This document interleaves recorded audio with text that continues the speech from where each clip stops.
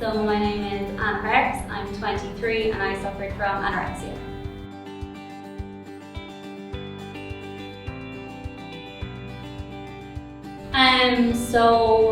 Like a year or two before I developed anorexia, I was engaging in like restrictive eating, but not a full eating disorder, like disordered eating, just like being very focused on eating clean foods, like I wouldn't eat white carbs, full fat dairy, just all that sort of stuff.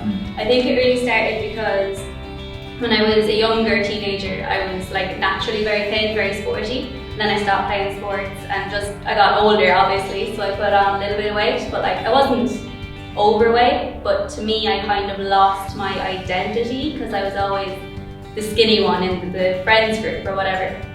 So to get my identity back or to kind of like find myself again, I thought losing weight would be the best way to do that, which obviously wasn't. So it got pretty bad when I went into first year in college because it was away from home for the first time. Like my parents weren't looking over my shoulder, like making sure I ate enough. And you know, like your day is busy in college, like then have friends around me all the time, like you wouldn't notice if I wasn't eating. I did lose a lot of weight, but I wasn't like dangerously thin. You know, but still like people would be like, oh, you're so thin, you're so tiny, you're so lucky, but like I wasn't happy at all.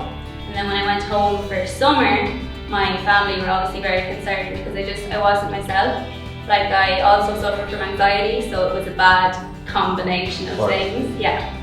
Like I got very anxious about like when I was going to eat, what I was going to eat, trying to avoid social situations that would involve food. Basically I just had a breakdown that summer, just cried over something really small, but it was obviously everything else had just built up and it was just like the straw that broke the camel's back. And my mum turned around to me and she was like, is this something to do with the fact that you obviously have issues with food? And I was like, I didn't realise that I did so much. Like I knew there was like something wrong, but I didn't realise how big it was.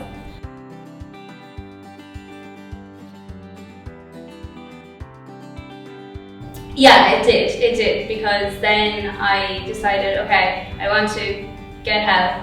So I went to doctor's appointments, went to psychology appointments, went to therapy, but to be honest, like my heart wasn't really in it. Like my body was getting better, but my mind like wasn't. Like I was not being completely honest in therapy sessions and I wasn't really committed to recovering. And with an eating disorder, they're so big, they're so massive that if you don't decide to fully recover, like you can't, like you're not going to get better unless you're 100% committed. So I was kind of half recovered, and then I went on Erasmus in Belgium for 3 months, and I loved my Erasmus, but I kind of regret a lot of the things I did there because I just let myself get so ill. Like the first thing I did when I moved into my new accommodation was buy a weigh-in scale and hid it under my bed, and I lost like a dangerous amount of weight. Like when I came home for Christmas, I was just a mess, like to be honest, and it got like tried to recover again, but it was the same situation.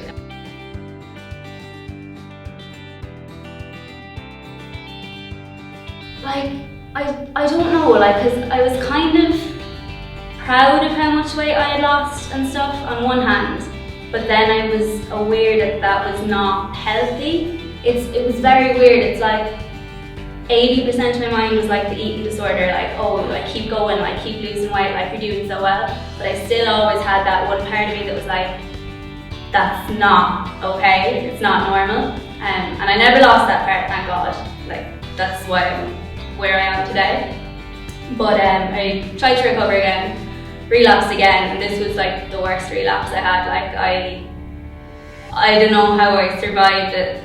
Sometimes this was when I was in 3rd year of college, and like physically, mentally, like I was so sick, like it was ridiculous, but I still didn't think I was sick enough to like get help, like to get like proper help to get better. I didn't realise how bad I was until I went home the summer before my final year of college, and my mum sat me down and she was like, you've gotten so bad, like you've taken 10 steps backwards. And I was like, no, I'm not okay, but I'm not that bad. And she was like, you're gonna have to defer for 4th year. and go to an inpatient clinic. And I was like, but I don't look like those other girls, like I'm not that sick. And she was like, yeah, you are. And that, like, for me, it was just like a light bulb moment. I know for a lot of people it's a more gradual thing, like they're in denial for a lot longer. But after that, for me, I was like, I can't waste my whole life just losing and gaining and losing and gaining the same like 12 kilos all over again, like, you know.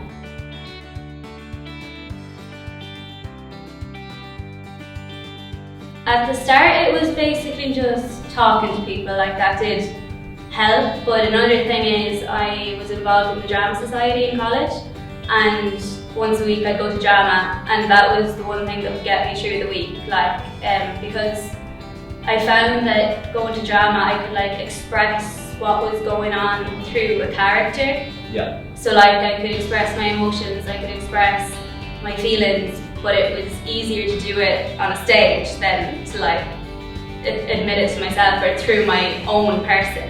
It was easier to do it through a different persona, so that really helped, definitely. And then once I got physically better, I actually started going to the gym a lot, which sounds a little bit controversial because if you obviously have had an eating disorder, going to the gym could lead to thinking too much about like numbers again. But for me, once my body and mind were quite healthy, I found that going to the gym is a really positive thing for me, because I used to be really weak, really frail, and now like it's really like inspired to see how strong I've gotten, like for myself. I find it really motivating. So yeah, drama and the gym are the two things that keep me positive.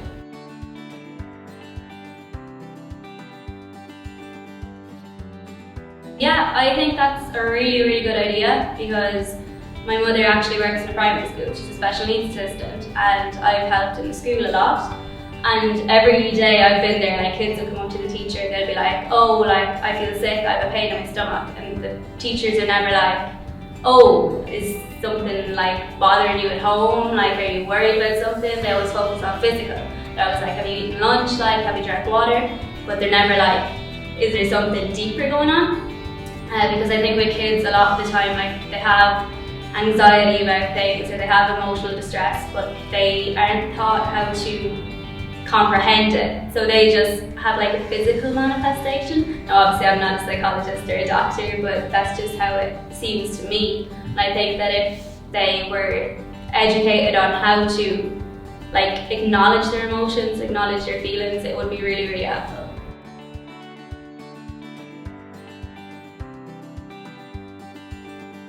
If I had mental health education, I would have went into secondary school with more of an understanding of my own mental well-being as well as my physical well-being.